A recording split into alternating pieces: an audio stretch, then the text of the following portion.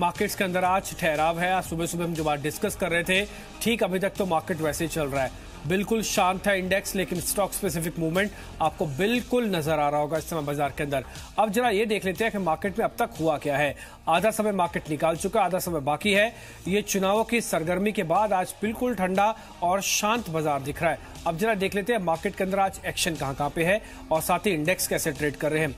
जरा सबसे पहले इंडेक्स देखते हैं, सेंसेक्स और निफ्टी फिलहाल 33 अंकों की बढ़त है। सुबह 25 अंक तो वैसे ही बढ़कर खुला था, यानी कि सुबह से लेकर अब तक का जो हाई भी बना है वो 50 अंकों के दायरे के अंदर है।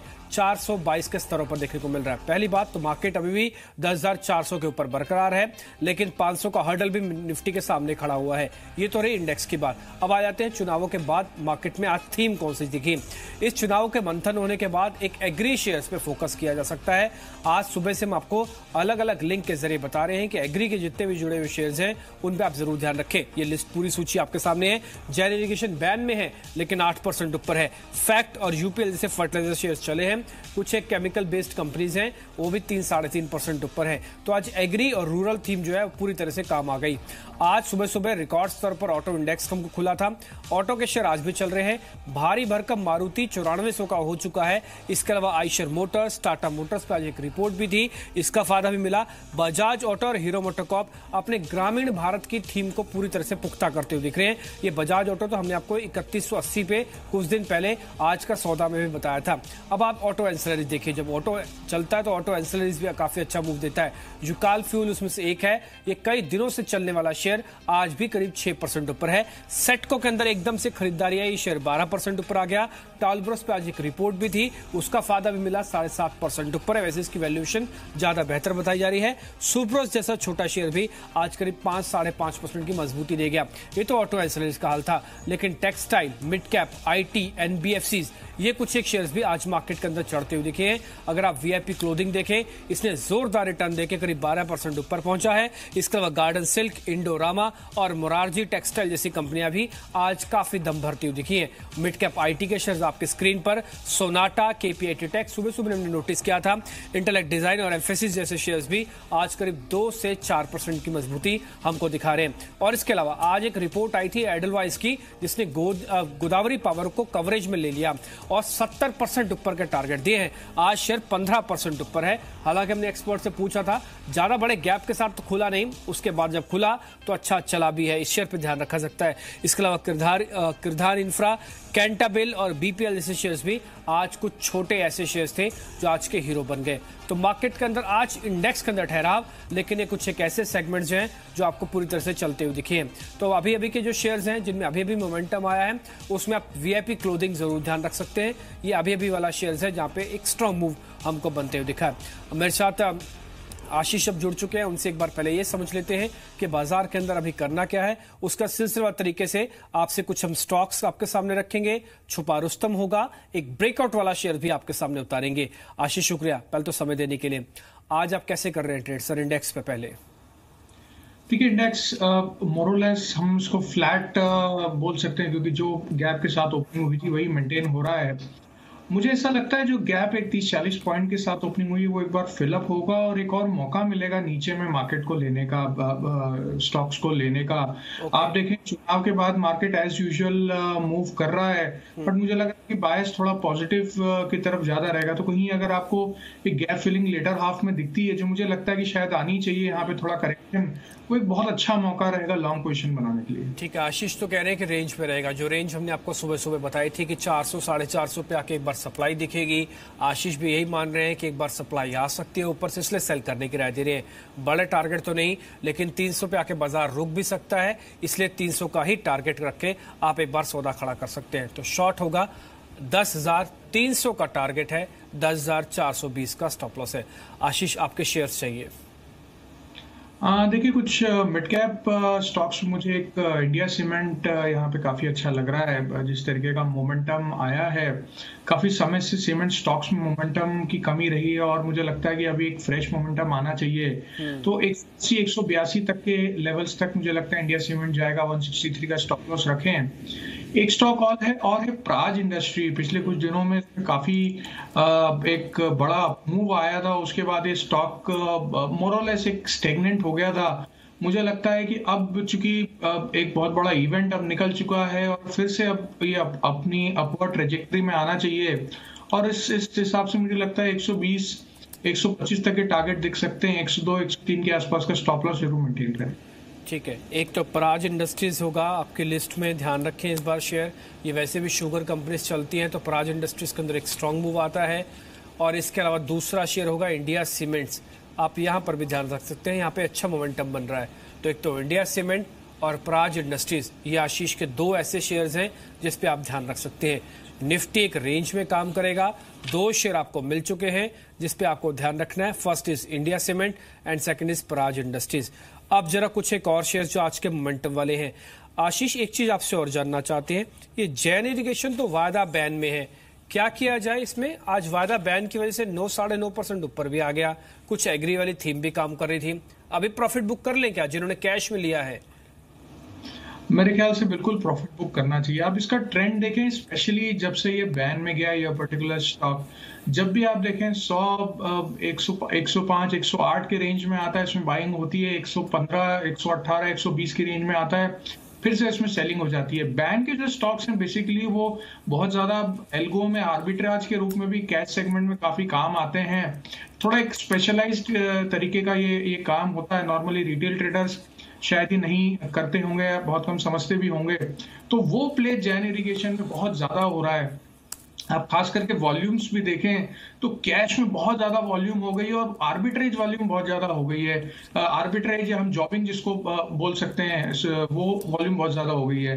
अगर किसी ने लेके रखा है तो मेरी सलाह ये रहेगी कि यहाँ प्रॉफिट बुक करें। इसमें एक रेंज में प्ले करें, 108 110 आता है आप परचेज कर लें, 118 120 122 आता है आप सेल करते हैं। तो ये बाय एंड होल्ड की कैटेगरी में तो नहीं है।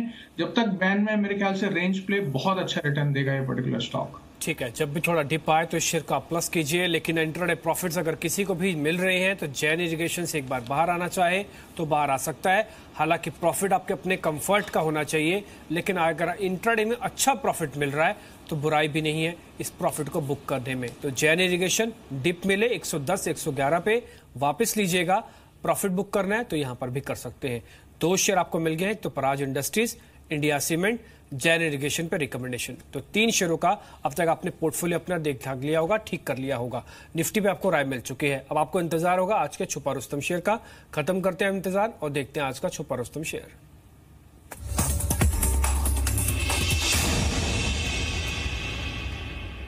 बताया सुमित, आज का शेयर कौन सा है?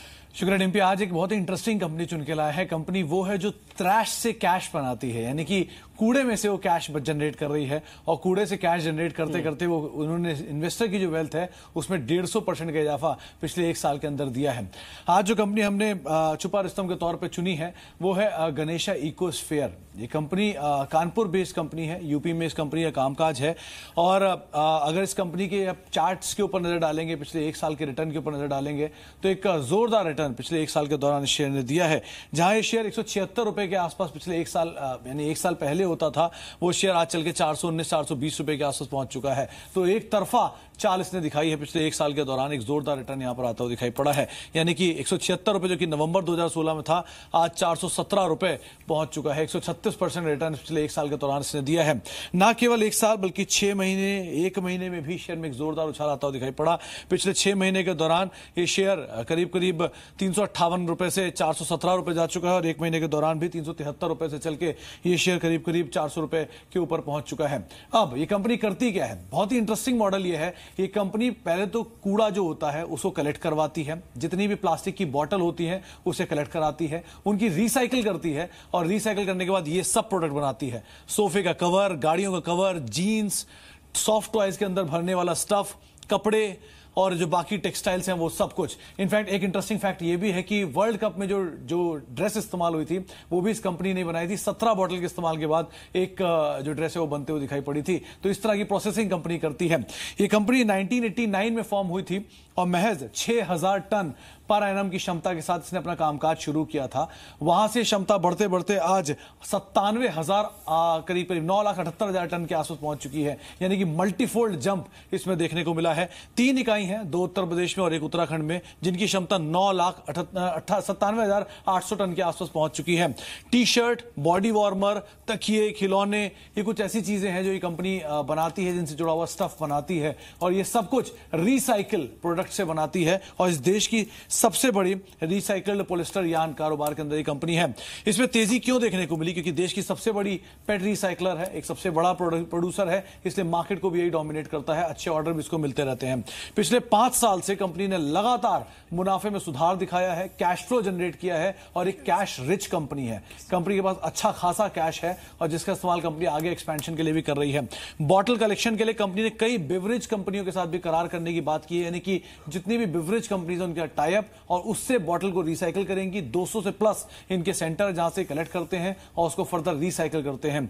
और इसके अलावा नई टेक्सटाइल पॉलिसी जो कंपनी गवर्नमेंट लेकर आ रही है, वो भी इस कंपनी के लिए एक बड़ा ट्रिगर बन के सामने आएगी। वहां से भी कंपनी अच्छे ऑर्डर्स जनरेट करने की उम्मीद लगा रही है। इसके अलावा कुछ आंकड़े आपको दिखाते हैं। पहले पॉलिस्टर स्टेबल कारोबार से कंपनी 75% रेवेन्यू लाती है। स्पन यार्न से करीब 16.5% के रेवेन्यू आते हैं। और एक बार इनके अगर रेवेन्यू के आंकड़ों पर नजर डालेंगे तो कंसिस्टेंट बेसिस पे कंपनी ने रेवेन्यू जनरेट किया, चाहे FY14 से 15, 15 से 16 और 16 से 17। ग्रोथ आपके सामने है। 500 करोड़ की कंपनी, रेवेन्यू जनरेट करने वाली कंपनी करीब 700 करोड़ रुपए रेवेन्यू जनरेट कर रही है। तो एक अच्छी ग्रोथ देखने को मिली है, और शायद बाजार इसी को ही डिस्काउंट करने की कोशिश कर रहा है। कोई खरीदारी की राय नहीं है, लेकिन हां, अगर इसमें तेजी देखी गई है तो ये कुछ संभावित वजह हो सकती है।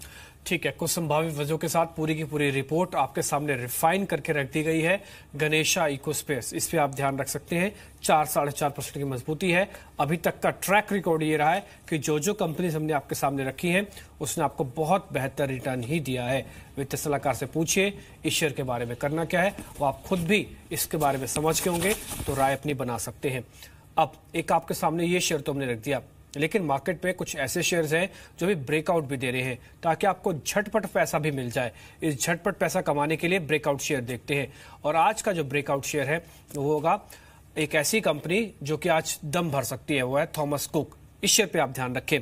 इसमें हमने 5 बड़ी वजह निकाली है कि क्यों थॉमस कुक को आपको खरीदना चाहिए। पहली, 3 दिन में 1 लाख से ज्यादा का वॉल्यूम इस शेयर के अंदर देखने को मिल रहा है। ये तो पहली वजह है जो कि वॉल्यूम का ब्रेकआउट इसको कंफर्म करवा रही है, क्योंकि यूजुअली इतना वॉल्यूम होता नहीं। दूसरा, शेयर में 50% की कैश डिलीवरी है।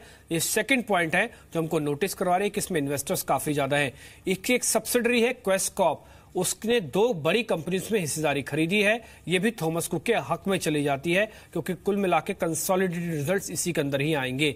सब्सिडरी जो है क्वेस्ट कॉर्प है। अच्छा, अब एक और इंपॉर्टेंट बात यह है कि इस कंपनी के अंदर आने वाले दिनों में तिमाही और सालाना आधार पर कंपनी मुनाफे में भी लौट सकती है। इसके क्वार्टरली बेसिस पर हमने देखा था कि थोड़ा दबाव पड़ा था।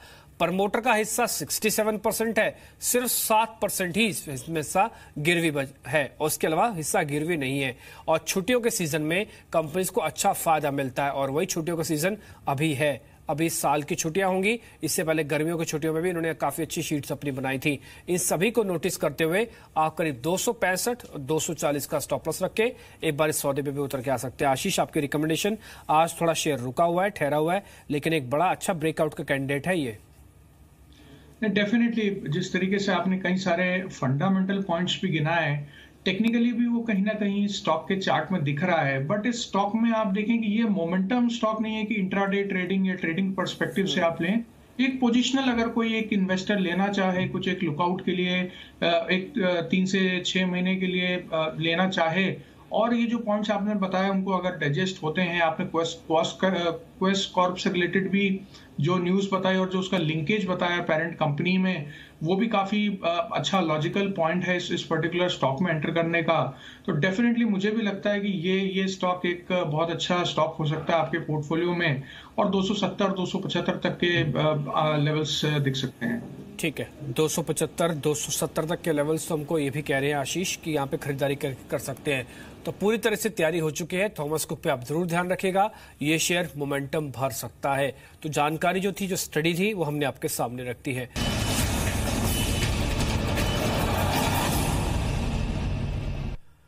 तो अब की बार तो किसानों की जय जयकार होती हुई दिख सकती है, क्योंकि इस बार का बजट, इस बार के चुनावों का विश्लेषण एक चीज पे, एक धुरी पे आकर रुक रहा है। जो एक सुई है वहीं घूम रही है, वो है किसान और साथ ही ग्रामीण भारत की थीम। ग्रामीण भारत की थीम पे चलने से पहले एक बार जरा मैं आपको शुगर के स्टॉक्स दिखा देता हूं। उनमें एकदम से वापस तेजी आज हमको बनती हुई दिखी है। असल में जो स्टॉक होल्डिंग लिमिट है, सरकार वो खत्म तो करना चाहती है, लेकिन उसको कल ही खत्म कर देगी। पहले लिमिट 31 दिसंबर तक थी, अब सरकार उसको कल ही खत्म कर देगी। उससे क्या होगा कि जो शुगर कंपनीज हैं उनको सीधा सीधा फायदा होगा। अगर आप कोई भी शुगर कंपनी, स्पेशली धामपुर और बलरामपुर देखेंगे, जो कि अब 4% ऊपर आ चुके हैं, मवाना शुगर करीब 7.5% ऊपर है, इनका इंट्राडे चार्ट देखेंगे आपको स्ट्रांग मूव देखने को मिलेगा।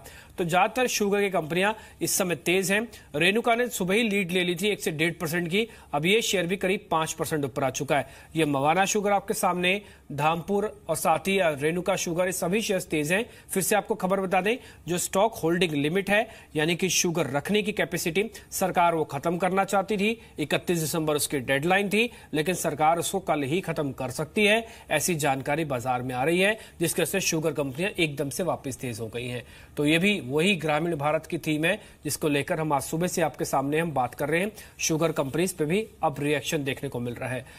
न केवल इस गुजरात के चुनाव का मंथन चैनल्स पे हुआ, बल्कि सरकार के मंत्री भी इसको मंथन कर रहे हैं। गुजरात और हिमाचल में बीजेपी ने सरकार तो बना ली, लेकिन इस मंथन के बाद ये चीज सामने निकल के आ रही है कि ग्रामीण भारत में पार्टी का प्रदर्शन ठीक नहीं रहा, उसको लेकर सरकार फोकस करना चाहती है।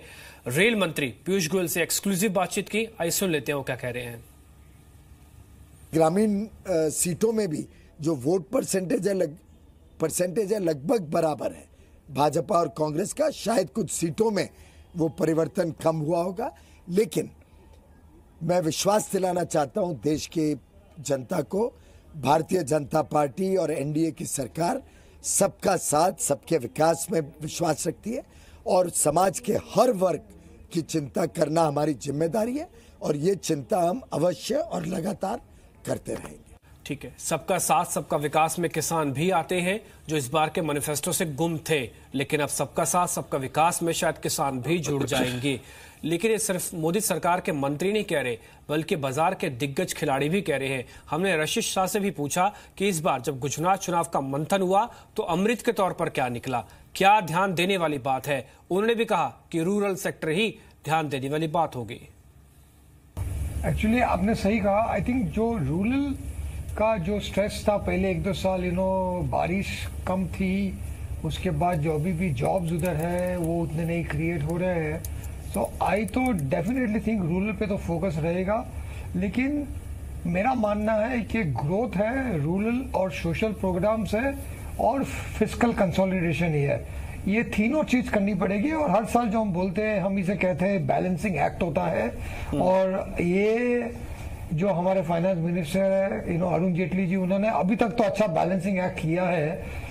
इस साल बहुत महत्वपूर्ण बैलेंसिंग एक्ट करना पड़ेगा उन्हें, लेकिन आई एम कॉन्फिडेंट कि they will manage it somehow, क्योंकि मार्केट्स अच्छे हैं तो गवर्नमेंट का डिसइन्वेस्टमेंट से भी इनकम आएगी, उनकी अच्छी इनकम आएगी उसमें। और ये जो जीएसटी भी पूरा इम्प्लीमेंटेशन हो जाएगा मार्च तक, तो अगले साल जीएसटी का भी रेवेन्यू के, जीएसटी की वजह से गवर्नमेंट के टैक्स रेवेन्यू भी इंप्रूव होंगे। ठीक है, तो एक बैलेंसिंग एक्ट के साथ हो सकता है सरकार आगे बढ़े। एक ग्राफिक्स आपके स्क्रीन पर भी आ ही जाएगा कि कैसे ग्रामीण भारत में कांग्रेस का प्रदर्शन भी सुधरा है, जो कि बीजेपी के लिए एक वेकअप कॉल है। लेकिन हम हर घंटे आपको कोशिश कर रहे हैं किसी ग्रामीण भारत की एक ना एक थीम से आपको कनेक्ट करें और उससे जुड़े हुए शेयर्स बताएं। थोड़ी देर पहले हमने आपको इरिगेशन वाले शेयर्स भी नोटिस करवाए थे, अब जरा आप ध्यान रखिएगा फर्टिलाइजर वाले शेयर्स। ये बताने के लिए संदीप मेरे सहयोगी जुड़ चुके हैं। संदीप, बताएं क्या घोषणाएं हो सकती हैं इस सेक्टर को लेकर? ये सेक्टर तो काफी गर्म है। बिल्कुल एग्री फोकस में रहेगा। इरिगेशन की बात हमने पहले घंटे में करी थी जब बाजार खुला था। अब जो आपका फोकस है वो केमिकल और फर्टिलाइजर स्पेस वहां पे लेके जाना चाहते हैं। 2019 तक जब सरकार बदलेगी, जब नई सरकार का ऐलान होगा, वहां तक इस सेक्टर के लिए हो सकता है बड़े ऐलान देखने को मिले। देखिए, गैस को एज ये रॉ मटेरियल यूज करते हैं, लागत यूज करते हैं, और गैस की कीमतें बढ़ रही हैं। अब गैस की कीमत तो घटाई नहीं जा सकती, लेकिन उसके जुड़े हुए कुछ जो इंसेंटिव्स हैं उसका ऐलान इस पूरे सेक्टर के लिए देखने को मिल सकता है। एक बड़ा ऐलान इस पूरे सेक्टर के लिए जिसका जिसका इंतजार हो रहा है पूरे सेक्टर को वो है डीबीटी। मार्च 2018 इसकी डेडलाइन है। इसके तहत अभी जो पेमेंट है टाइमली नहीं हो रहा है, तो मार्च 2018 तक जो सब्सिडी का भुगतान है वो शायद टाइम पे मिलने लगे, जिससे किसानों के पास पैसा आएगा, वो दोबारा फर्टिलाइजर्स खरीद पाएंगे। दूसरी बात है कि जो इनपुट टैक्स है उसमें कटौती हो जाए, जिससे सीधे तौर पे जो कंपनियां फर्टिलाइजर बनाती हैं उनकी कीमतें कम हो जाए, जिससे जो एंड प्रोडक्ट है उनकी जो कीमतें हैं उसमें कमी देखने को मिले। या तो फिर ये हो सकता है कि कंपनी को जो वर्किंग कैपिटल है उसके लिए सस्ता कर्ज दे दिया जाए, या तो इनपुट टैक्स खत्म कर दीजिए या तो वर्किंग कैपिटल सस्ता दे दीजिए, जिससे जो फर्टिलाइजर की कीमतें हैं वो कहीं ना कहीं कम होती हुई दिखे। दूसरी ओर जो सस्ता इंपोर्ट होता है, केमिकल्स की बात कीजिए या तो फर्टिलाइजर की बात कीजिए, उसके लिए इंपोर्ट ड्यूटी लगा दें या तो इंपोर्ट को पूरी तरह रोक दीजिए। और दूसरी ओर 2019 तक जो एक्सपोर्ट है ये केमिकल फर्टिलाइजर जो कंपनियां बनाती हैं उसको बढ़ावा देने की हो सकता है कि कुछ जो सरकार है उनके ऐलान करती हुई दिखे। और आखिर में जो सॉइल फ्रेंडली केमिकल्स होते हैं उसके इस्तेमाल को बढ़ाने के लिए हो सकता है कुछ पॉलिसीज, कुछ जो योजनाएं हैं उसका ऐलान सरकार की ओर से देखने को मिल सकता है। तो कुल मिला के किसानों को किस तरह से मदद की जाए और जो कंपनियां फर्टिलाइजर केमिकल बनाती हैं उनके लिए या तो उनकी लागत कम कर दी जाए या तो फिर इंसेंटिव दिए जाए जिससे उनको फायदा देखने को मिले। तो ये कुछ ऐसी कंपनियां हैं जो कि आपको वैल्यूएशन वाइज सबसे ऊपर सबसे सस्ती कंपनी दिखेगी, जिन पे आप ध्यान देकर चल सकते हैं। जीएसएफसी, जीएनएफसी और एनएफएल, ये 3 ऐसी कंपनियां हैं जो कि वैल्यूएशन वाइज आपको इस स्पेस में काफी अच्छी नजर आएंगी, जिस पर आप यहां से लेकर 2019 तक नजर रख के चल सकते हैं। ठीक है, सेक्टर्स भी जान लिया, सेक्टर से जुड़ी हुई कंपनीज भी समझ में आ गई हैं कि फर्टिलाइजर आपकी थीम हो सकती है। शुक्रिया संदीप आपका कार्यक्रम में जुड़ के ये बताने के लिए। शुक्रिया आशीष आपका भी आज कार्यक्रम में जुड़ के ये बताने के लिए कि आखिरकार निफ्टी और 2 पर्टिकुलर शेयर्स कौन से हैं जिस पे आज ध्यान दिया जा सकता है। फिलहाल इस कार्यक्रम से इतना ही।